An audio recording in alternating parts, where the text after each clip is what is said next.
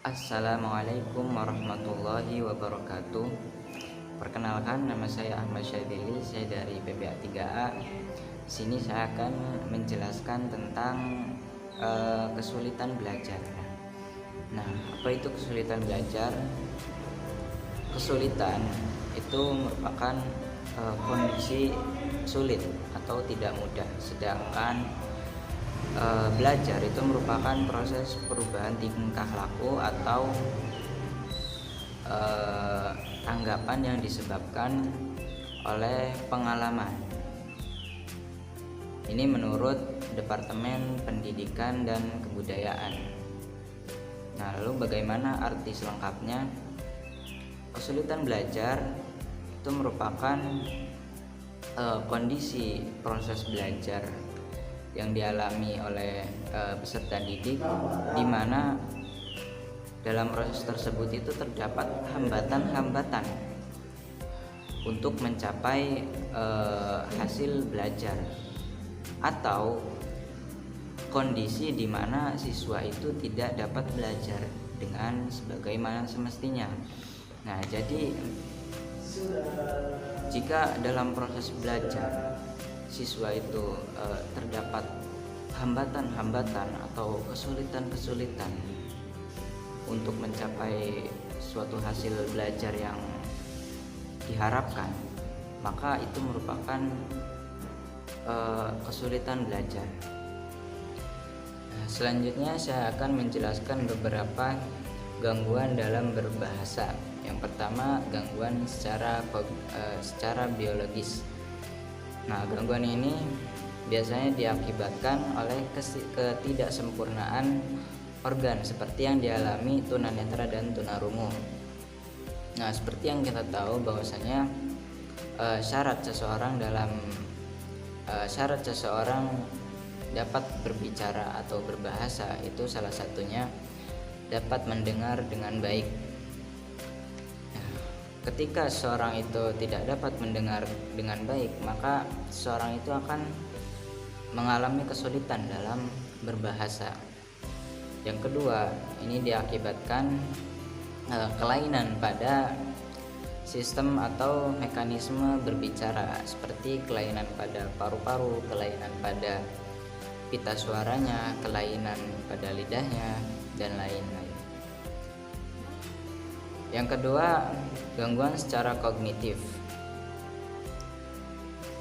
Di antaranya demensia, yaitu kemunduran intelektualitas akibat perubahan jaringan di sel otak, atau penyakit yang mengakibatkan penurunan daya ingat dan cara berpikir. Nah, penderitanya itu akan mengalami kesulitan dalam menentukan kata-kata. Ia juga akan sering mengulang-ulang kalimat. Selanjutnya ada penyakit Huntington. Nah, penyakit ini mengakibatkan gangguan berpikir, gangguan bergerak, dan gangguan kejiwaan. Nah, gangguan berpikir ini mengakibatkan seseorang penderitanya ini mengalami kesulitan dalam memahami suatu pembicaraan, juga mengalami kesulitan dalam menentukan kata-kata yang hendak ia ucapkan.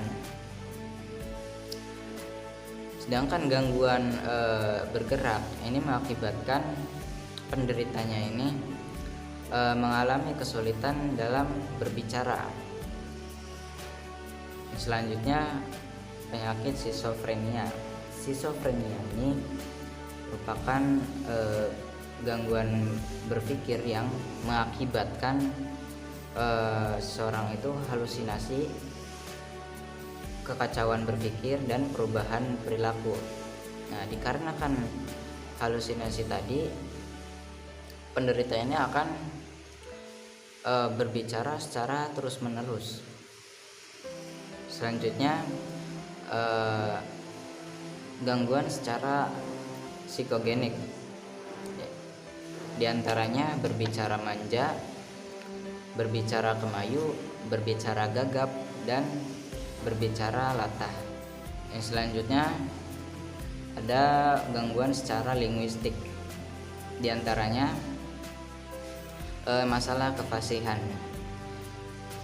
Penyebabnya yaitu kesalahan seseorang dalam mengolah organ artikulasi. Seperti contoh, ketika seseorang itu hendak mengucapkan shin, ia malah mengucapkan sin atau shin. Yang kedua, masalah bahasa tulis atau biasa disebut dengan aleksia. Aleksia merupakan gangguan berbahasa yang menyebabkan penderitanya ini kesulitan dalam membaca, menulis, dan mengolah informasi yang tertulis. Nah, selanjutnya gangguan secara khusus.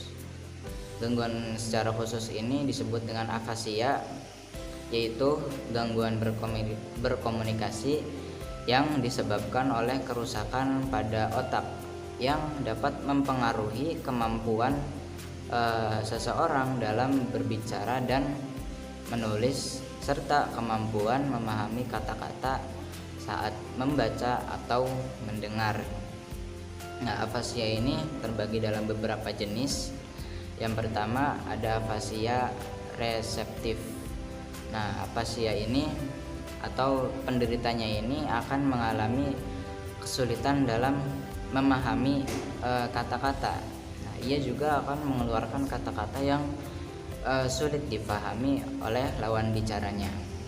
Yang kedua ada afasia Broca atau afasia ekspresif. Nah, penderitanya ini tahu apa yang hendak ia ucapkan, namun ia tidak dapat mengutarakannya. Yang ketiga ada afasia global. Afasia ini merupakan afasia yang terparah. Penderitanya ini akan mengalami kesulitan dan bahkan tidak mampu membaca, menulis, serta memahami perkataan orang lain. Yang keempat ada afasia progresif primer. Nah, penderitanya ini akan mengalami penurunan kemampuan membaca, menulis, berbicara, memahami percakapan yang terjadi secara perlahan. Dan yang terakhir ada afasia anomin. Nah, penderitanya ini akan mengalami kesulitan dalam memilih dan menemukan kata-kata yang tepat ketika menulis dan berbicara. Nah, seperti yang kita tahu bahwasanya banyak pelajar di Indonesia itu mengalami kesulitan dalam belajar bahasa Arab. Nah, apa sajakah faktor-faktornya? Nah, di sini terdapat dua faktor, yaitu faktor internal dan faktor eksternal. Faktor internal itu berasal dari diri seorang pelajar, dan sedangkan eksternal itu berasal dari luar pelajar. Faktor internal diantaranya bahwa motivasi belajar seorang peserta didik itu rendah. Maksudnya motivasi dalam diri untuk belajar bahasa Arab itu cenderung rendah. Yang kedua, kurangnya minat. Jadi kebanyakan orang pelajar Indonesia itu kurang suka akan bahasa Arab. Jadi mereka itu bahkan lebih suka bahasa Inggris karena menurut mereka mungkin bahasa Arab itu bahasa yang sulit untuk dipelajari. Faktor yang ketiga yaitu kemampuan berbahasa. Nah, ini berkaitan dengan kecerdasan bahasa yang dimana sudah dijelaskan oleh presenter sebelumnya ya. Jadi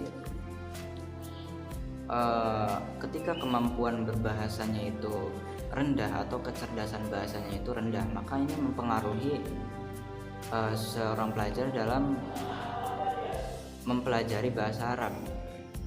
Dia akan sulit mempelajari bahasa Arab karena memang kecerdasan bahasanya itu mungkin kurang.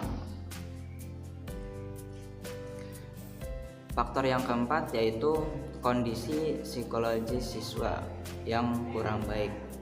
Nah, ini sebenarnya masih berkaitan dengan kepribadian seseorang. Jadi ketika seseorang itu pendiam, maka dia akan cenderung sulit untuk mempelajari bahasa. Dan yang terakhir, kondisi fisik siswa yang kurang baik. Nah, maksudnya mungkin kesehatannya yang kurang baik sehingga memang dalam mempelajari bahasa Arabnya itu kurang optimal. Selanjutnya faktor eksternal atau faktor yang berasal dari luar. Nah, diantaranya yaitu kurangnya dukungan orang lain.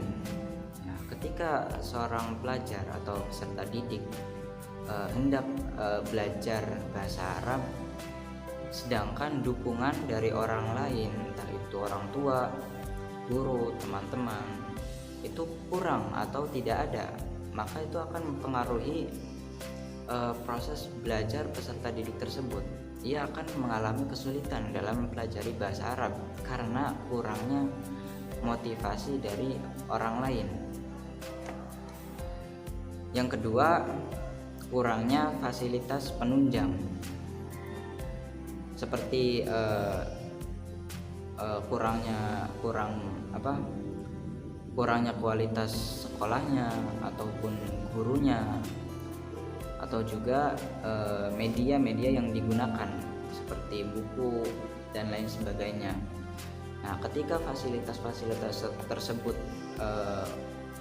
kurang atau tidak lengkap, maka ini akan mempengaruhi proses belajar dari peserta didik tersebut. Ia akan mengalami kesulitan dalam belajar bahasa Arab. Selanjutnya saya akan menjelaskan beberapa faktor penghambat dalam berbicara. Setidaknya ada dua faktor, yang pertama faktor fisik dan yang kedua faktor non fisik. Faktor fisik disebabkan oleh yang pertama ketidaksempurnaan alat ucap seseorang, dan yang kedua kelainan pada mekanisme berbicara seseorang seperti kelainan pada paru-parunya, kelainan pada pita suaranya, kelainan pada lidahnya dan lainnya. Yang kedua, faktor non fisik. Nah, faktor non fisik disebabkan yang pertama ketidaksempurnaan psikis atau kondisi kejiwaan seseorang, dan yang kedua itu disebabkan oleh karakteristik seseorang yang cenderung pendiam. Dan yang terakhir, saya akan menjelaskan beberapa upaya atau usaha dalam mengatasi kesulitan belajar. Nah, setidaknya ada 4 tahap atau 4 langkah dalam mengatasi kesulitan belajar yang dialami peserta didik ya. Yang pertama, tahap identifikasi. Jadi guru harus mengidentifikasi adanya kesulitan belajar. Yang kedua, tahap menelaah. Pada tahap ini guru membandingkan hasil belajar peserta didiknya dengan target yang hendak dicapainya. Apakah hasil belajar dari peserta didik tersebut lebih besar daripada targetnya, ataukah lebih kecil daripada targetnya? Sehingga dengan cara ini dapat diketahui bagian mana yang sulit dikuasai oleh peserta didik. Selanjutnya, guru menetapkan bentuk kesulitan belajar peserta didiknya. Nah, apakah sumber kesulitannya itu ketika menerima pelajaran ataukah pada saat menyerap pelajaran. Tahap yang ketiga yaitu memperkirakan. Maksudnya memperkirakan sebab terjadinya kesulitan. Apakah kesulitan belajar tersebut karena metode yang digunakan oleh guru dalam pembelajaran itu tidak sesuai dengan karakteristik peserta didiknya, ataukah ada hal-hal tertentu yang membuat peserta didik itu mengalami kesulitan dalam pembelajarannya. Tahap yang terakhir yaitu perbaikan. Nah, jadi guru itu harus menggunakan metode pembelajaran yang sekiranya dapat menyelesaikan kesulitan-kesulitan belajar yang dialami oleh peserta didik ya. Ya, mungkin itu saja yang bisa saya sampaikan pada kesempatan kali ini. Atas kesalahan dan kekurangannya mohon dimaafkan. Wallahul muwaffiq ila aqwamit thoriq. Assalamualaikum warahmatullahi wabarakatuh.